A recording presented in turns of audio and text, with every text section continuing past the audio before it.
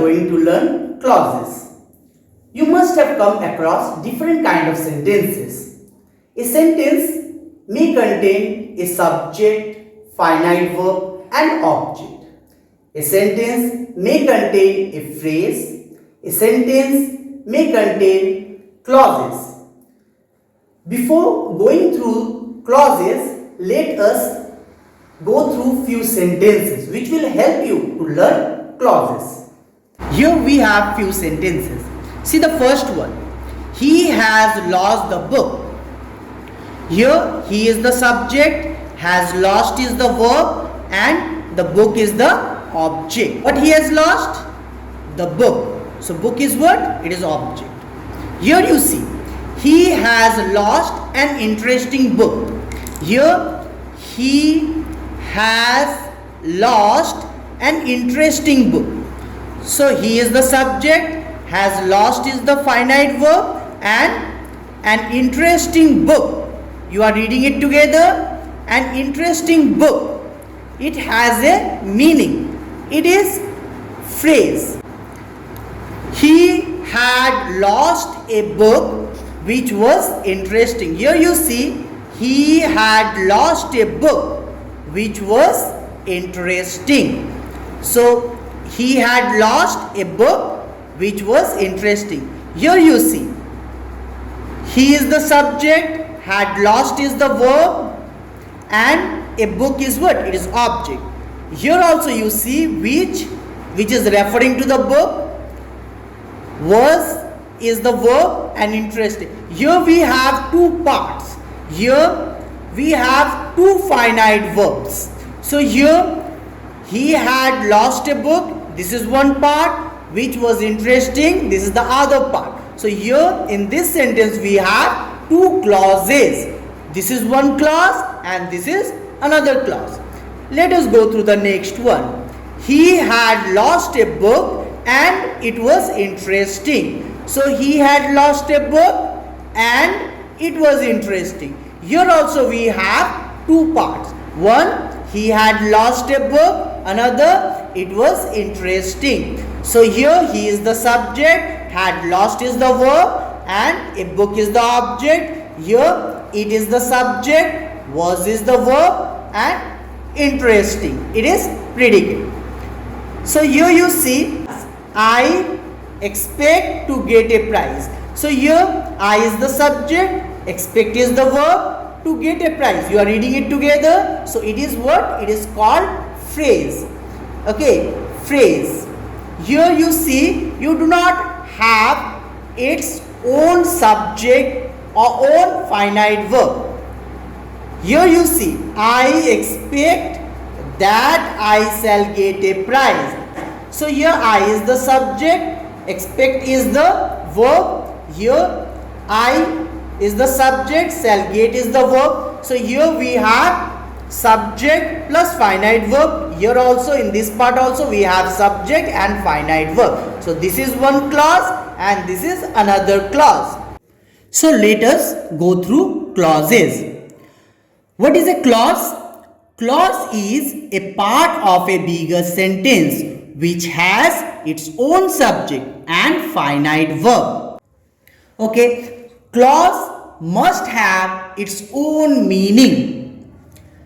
How is it different from a phrase? What is the difference between clause and phrase? Phrase is also a part of a bigger sentence which has its meaning, but it does not have its own subject and finite verb, whereas clause has its own subject and finite verb. Phrase does not have its own subject and finite verb, whereas clause must have its own subject and finite verb. Let us go through few examples. Here you see, you have two examples. The first one, the umbrella with a broken handle is mine. Here, the umbrella with a broken handle, you are reading it together, is mine. Here, subject is the umbrella. Which one is the verb of this subject? Is. The umbrella is mine. Okay, so its verb is is. So the umbrella is mine. Okay, with a broken handle, you are reading it together. The umbrella with a broken handle, you are reading it together. It has a meaning, means that umbrella's handle was broken. So with a broken handle, so it has a meaning, but it does not have its own subject and finite verb. So it is what? It is a phrase. So the umbrella is mine, which has a broken handle. So here you read it properly. The umbrella which has a broken handle, you are reading it together, is mine. So the umbrella is mine. It is a clause which has a broken handle. Okay, this is also a clause. Why it is a clause? You see, the umbrella, its verb is. Okay, finite verb is. So the umbrella is mine. So the umbrella is the subject, is the finite verb. Okay, so it is a clause. Next one, which has a broken handle. So which is what? Referring to the umbrella. So here this one is the subject and has is what? It is a finite verb. So you see, in both the part is having its own subject and finite verb. So this is also a clause and this is also a clause. Clause can be divided into two parts, that is principal clause and subordinate clause. What is the principal clause? Principal clause is that part of a sentence which itself can make sense and does not depend upon the other part. So principal clause makes its own sense. It does not depend upon the other part to make sense. What is subordinate clause? Subordinate clause is that part of a sentence which depends upon the principal clause to make sense. So subordinate clause depends upon the principal clause to make sense. Principal clause itself can make sense.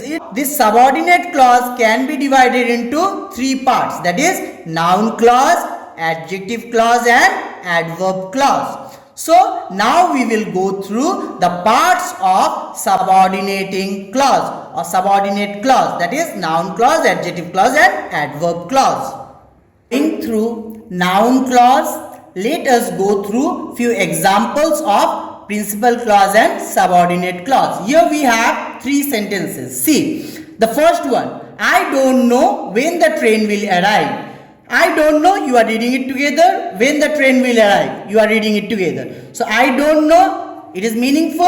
Okay, it is making sense. So it is principal clause. When the train will arrive. Okay, if I say when the train will arrive, it will not make any sense without the first one. Okay, if we will not say the first one, the later part will not make any sense. So when the train will arrive is subordinate clause. Now the second one, how the prisoner escaped is a mystery. How the prisoner escaped is a mystery. So how the prisoner escaped, you are reading it together. It is a mystery, you are reading it together. So here you see how the prisoner escaped. If I say how the prisoner escaped, if it is not a question, that it will not make a sense. It is not a question. Okay, so it will not make any sense. Okay, so how the prisoner escaped is what? It is subordinate clause. And this subordinate clause, I can refer it as it. It is a mystery. So it is a mystery. It is meaningful. So it is a mystery is what? It is principal clause. Now, that are honest are trusted. Servants that are honest are trusted. So servant is the subject. Which one is the verb? Are trusted. So this is the subject. Which one is the verb of this subject? Are trusted. So servant are trusted. If I say servant are trusted, then that will make sense. It is principal clause. That are honest. If I say that are honest, it will not make any sense without that previous one. Okay, so that will be what? Subordinate clause. So if I say that are honest, okay, that is referring to the servant. Okay, without that servant, this will not make any sense. So that are honest is what? It is subordinate clause. Now let us go through noun clause. When subordinate clause will act as a noun, it is called noun clause. When subordinate clause will act as a noun, it is called noun clause. Now uses of noun clause. How we use noun? We use noun as subject of a verb. Here you see that he will come back is certain. If I ask question, what is certain? So that he will come back is certain. What is certain? That he will come back is certain. When we ask question with who or what, you must give answer in noun. Okay, so here if I ask what is certain, then your answer will be that he will come back. So that he will come back is what? It is noun clause acting as the subject of the verb is. Now let us go to the next one. Why he left home is a mystery. What is a mystery? Why he left home is a mystery. What is a mystery? Why he left home is a mystery. So here why he left home is what? It is acting as the subject of the verb. It is a noun clause acting as the subject of the verb is. Now the next one. When she will return is not known. So what is not known? When she will return is not known. So when she will return is what? It is a noun clause acting as the subject of the verb is not known. I hope it is clear. Now let us go through the next use, that is the object of a verb. I don't know when she will return. What I don't know? When she will return. What I don't know? When she will return. So when she will return is what? It is acting as the object of the verb don't know. Okay, now go to the next one. He thinks that she will never fail. What does he think? That she will never fail. So that she will never fail is what? It is noun clause acting as the object of a verb. Okay, object of the verb thinks. Now the next one. Tell me why you abused him. So what I have to tell? Why you abused. So what you have to tell? Why you abused him. What you have to tell? Why you abused him. So why you abused him is acting as noun clause used as the object of the verb tell. Now the next one. Object of a preposition. I can't depend on what he says. What I can't depend on? What he says. What I can't depend on? What he says. So what he says is what? Before it you see there is the preposition on. Okay, so what he says is what? It is noun clause acting as the object of the preposition on. Now go to the next example. Your success in life depends on how you act now. So here what your success depends on? How you act now. So how you act now is what? It is a noun clause. Before it what is there? Preposition on. So it is acting as the object of the preposition on. Now go through the next one. She did not seem hopeful that he would arrive. So if you read this sentence you will find that the preposition is omitted. The preposition is understandable. Then we can omit it. We use of with hopeful. Hopeful of. I am hopeful of. Okay. So here you see. She did not seem hopeful of that he would arrive. She did not seem hopeful of that he would arrive. So that he would arrive is what? It is noun clause acting as the object of the preposition of. Now let us go through the next one, that is complement of a verb. What is complement? Complement means when the verb will not make any sense. When it requires something to make sense, that is called complement of a verb. Here you see, life is what we make it. What is life? What we make it. What is life? What we make it. So what we make it is what? It is noun clause acting as the complement of a verb. If I say life is, it will not make any sense. So what we make it is what? It is helping this incomplete verb is to make sense. So what we make it is noun clause acting as complement of a verb is. Now the next one. My belief is that he is innocent. My belief is that he is innocent. So what is my belief? That he is innocent. So that he is innocent is what? It is acting as complement of the verb is. So if I say my belief is, it will not make any sense. So it requires that subordinating clause to make sense. So here that he is innocent is complement, is a noun clause acting as the complement of the verb is. This is what I expected. What is this? What I expected. What is this? What I expected. So what I expected is what? It is complement. It is a noun clause acting as the complement of the incomplete verb is. Now apposition of the noun. What is this apposition? When noun and clause will be same. When noun and clause will be same, then that will be what? That will be apposition to the noun. Here you see the belief that the earth is round is universally accepted. The belief, what is the belief? That the earth is round. So that the earth is round is the belief. Okay, so here the belief and the earth is round is same. Okay, the belief and the earth is round, both are same. Okay, so as both are same, okay, that's why it is what this clause is acting as apposition to the noun belief.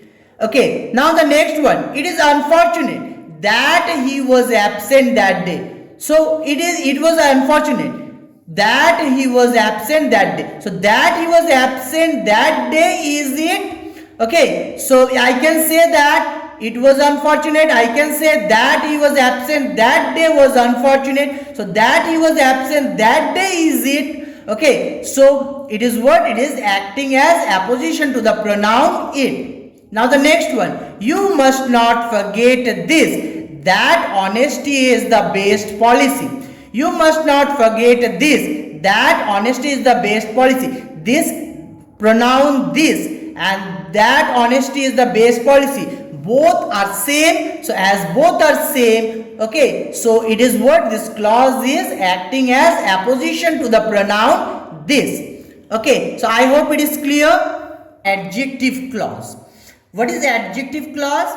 When subordinating clause will act as an adjective qualifying a noun or pronoun, it is called adjective clause. It is generally introduced by relative pronouns like who, whose, which, that, or relative adverbs like when, where, why, how, etc. Here you see the moment which is lost forever. So which is referring to the moment? Okay, the moment which is lost forever. So which is lost is what? It is adjective clause qualifying the noun moment. It is telling about the noun moment. So which is lost is telling about the noun moment. Okay, so adjective qualifies a noun or pronoun. We know that. So which is lost is what? It is adjective clause qualifying the noun moment. Next one. I don't know the reason why she misbehaved with me. I don't know the reasons why she misbehaved with me. So I don't know. What I don't know? I don't know the reason. Which reason? Why she misbehaved with me. So why she misbehaved with me is adjective clause qualifying the noun reason. So why she misbehaved with me is telling about the noun reason. Next one. He is the man I can trust. He is the man I can trust. So he is the man whom I can trust. Whom? So it is understandable. So that's why it is omitted. Okay. So he is the man I can trust. Means whom I can trust. Whom I can trust is referring to the man. Okay. So it is adjective clause qualifying the noun the man. Now let us go through adverb clause. So what is adverb clause? When subordinate clause will act as an adverb qualifying a verb or an adjective or another adverb, it is called adverb clause. Okay, what is the work of adverb? Adverb qualifies a verb or an adjective or another adverb. Okay, now let us go through the uses of adverb clause. First, adverb clause of time.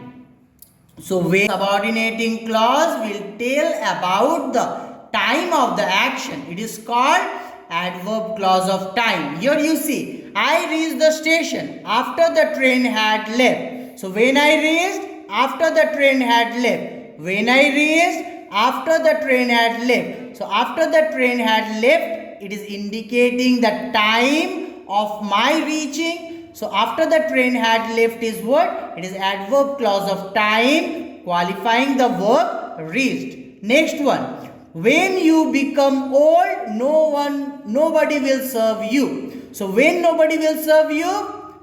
When you become old. So when nobody will serve? When you become old. So when you become old is what? It is your adverb clause of time qualifying the verb will serve.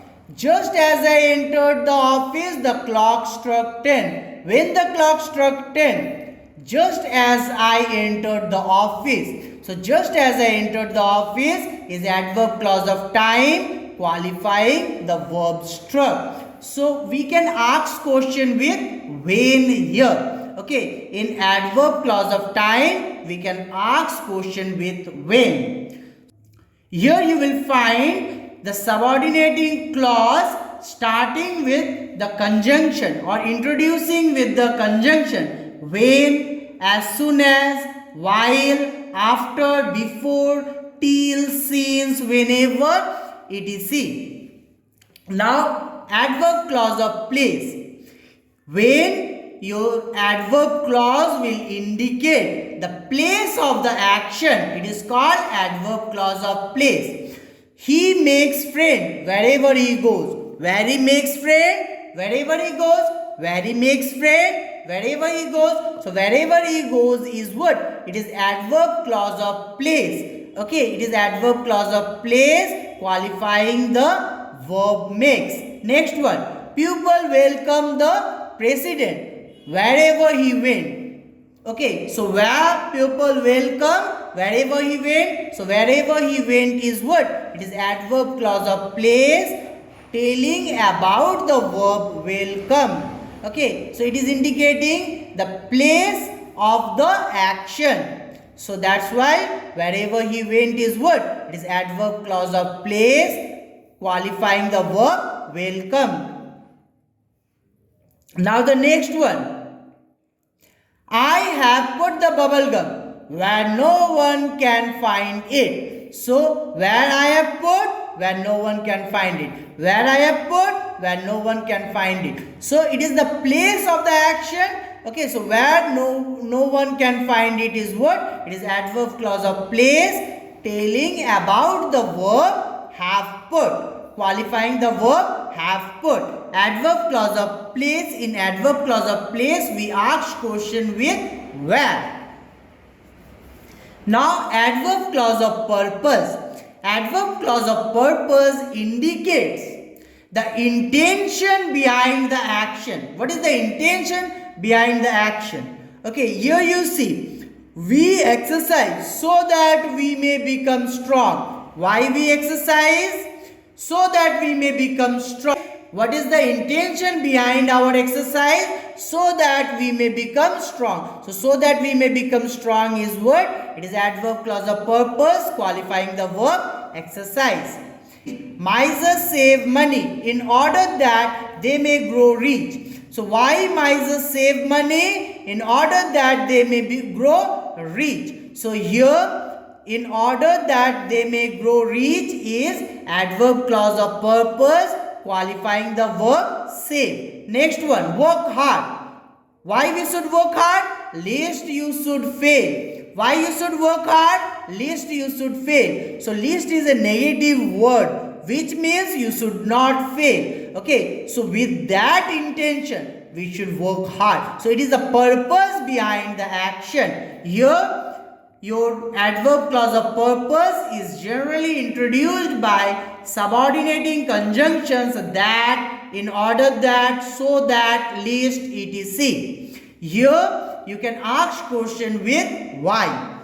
Clause of reason. Okay, adverb clause of reason indicates the reason behind the action. Okay, it indicates the reason behind the action. Like, as he was feeling ill, he went home. Why he went home? As he was feeling ill. So it is indicating the reason behind the action. So as he was feeling ill, he went home. Since you are my friend, I shall help you. Why I shall help you? Since you are my friend. I am glad that you have come. So that you have come. So why I am glad? That you have come. Why I am glad? That you have come. So that you have come is the reason behind my action. Okay, so here it is what? It is adverb clause of reason. You will find adverb clause of reason generally introduced by subordinating conjunctions as, since, because, that, etc. Okay, generally we ask question with why. Now adverb clause of reason. As adverb clause of result indicates the result of the action or the consequence of the action, the outcome of the action. He is so poor. What is the result of it? That he cannot study further. He is so poor. What is the result of it? That he cannot study further. So it is the result of the condition. Okay. So here that he cannot study further is adverb clause of result qualifying the verb is.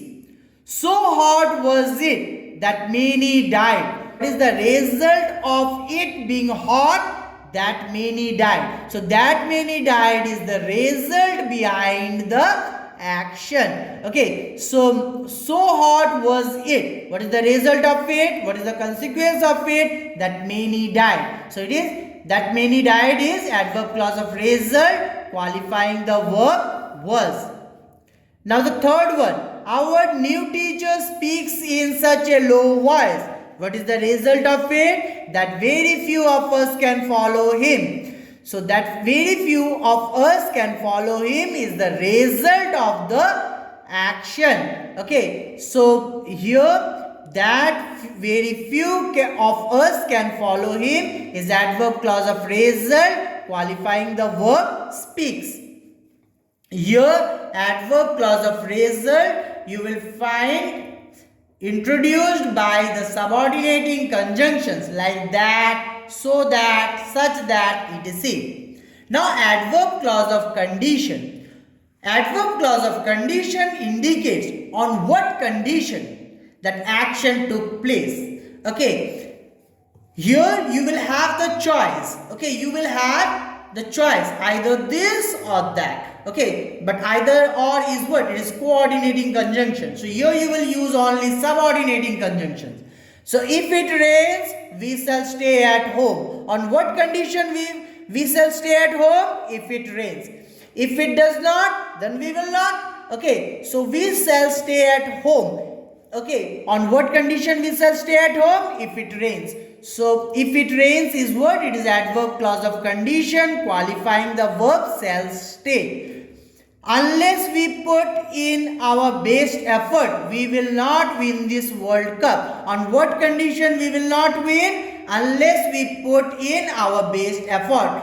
Unless is what? It is also a negative word. It is negative in sense. Okay, so if we do not put our best effort, we will not win the World Cup. So on what condition we will not win? Unless we put in our best effort. So unless we put in our best effort is adverb clause of condition qualifying the verb will not win. Next one.